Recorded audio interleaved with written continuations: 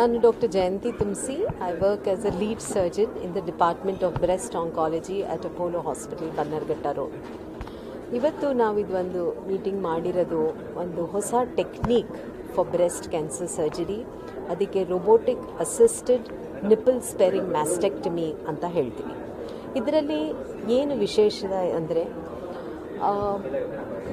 ಇಂಡಿಯಾನಲ್ಲಿ ನಮಗೆಲ್ರಿಗೂ ಗೊತ್ತಿರೋ ಹಾಗೆ incidence of breast cancer ಜಾಸ್ತಿ ಆಗ್ತಾ ಇದೆ. ಆಮೇಲೆ ತುಂಬ ಯಂಗ್ ಆಗಿರೋ ಮಹಿಳೆಯರಿಗೆ ಇದರಿಂದ ಎಫೆಕ್ಟ್ ಆಗ್ತಾ ಇದೆ.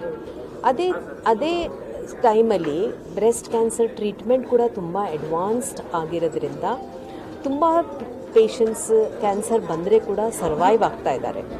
ಸೊ ಸರ್ವೈವ್ ಆದಮೇಲೆ ಅವ್ರಿಗೆ ಒಂದು ಗುಡ್ ಕ್ವಾಲಿಟಿ ಆಫ್ ಲೈಫ್ ಕೊಡೋದು ಕೂಡ ಅಷ್ಟೇ ಇಂಪಾರ್ಟೆಂಟ್. ಬರೀ ಕ್ಯಾನ್ಸರ್ ಕ್ಲಿಯರೆನ್ಸ್ ಅಲ್ಲ, giving a good quality of life ಕೂಡ ತುಂಬ ಫೋಕಸ್ ಇರಲೇಬೇಕು.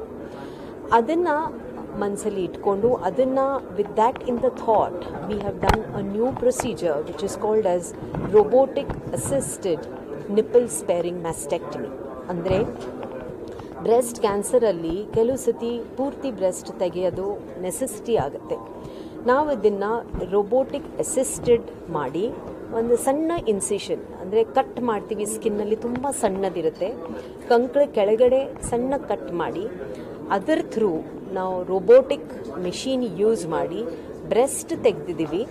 ಅದರಲ್ಲಿ ಸ್ಕಿನ್, ನಿಪ್ಪಲ್, ಆಮೇಲೆ ಏರಿಯೋಲಾ ಯಾವ್ದು ಹೆಲ್ದಿ ಆಗಿದೆಯೋ ಪೇಷಂಟಿದು ಅದನ್ನು ಇಂಟ್ಯಾಕ್ಟಾಗಿ ಇಟ್ಟುಬಿಟ್ಟು ಒಳಗಡೆ ಬ್ರೆಸ್ಟ್ ಮಾತ್ರ ತೆಗೆದುಬಿಟ್ಟು ಅದರಲ್ಲಿ ನಾವು ಇಂಪ್ಲಾಂಟ್ ಹಾಕಿ ರಿಕನ್ಸ್ಟ್ರಕ್ಷನ್ ಮಾಡಿದ್ದೀವಿ.